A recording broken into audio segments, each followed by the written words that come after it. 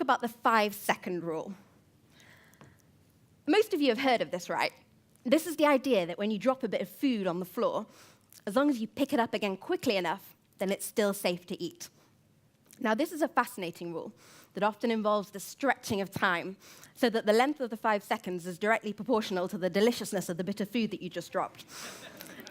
But that aside, for those of you who don't use this rule or claim not to, I guess you think it's unhealthy, unhygienic. Germs are bad, right? I'm going to tell you why the 5-second rule is a good thing. Not because that jam donut that you dropped at the bus stop the other week and then picked up and ate, you know who you are. Not because that didn't pick up any germs, but because it did. Now, as a doctor, I see patients all the time with allergic conditions like food allergies, asthma, eczema.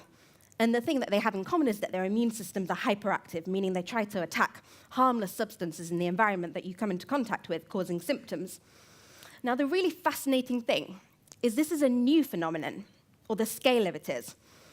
So in the UK, over just the last 3 decades, the rate of hospital admission with anaphylaxis, which is the most severe, life-threatening form of allergy, has risen by, how much do you think?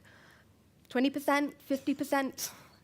It's gone up by 700% in 30 years. That's huge. And whilst the rate of allergic diseases in countries like the UK, and by mean sort of westernized countries would normally say, has been going steadily up and up and up over probably the last century or two, actually, the rate of infectious diseases over the same sort of time frame has been going down and down and down. And many scientists think that these two trends are related, giving rise to an idea known as the hygiene hypothesis. Basically, bacteria and viruses have been around for a lot longer than humans, and our immune systems are used to them.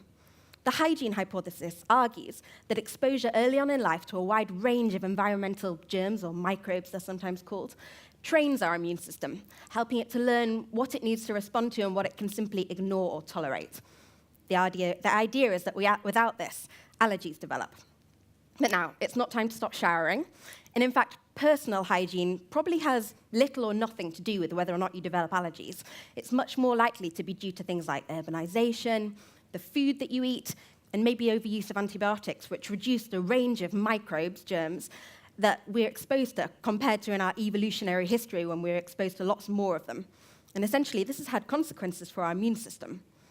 So maybe you don't need to be so afraid of our little bacterial buddies. Some of them might be friendlier than you think.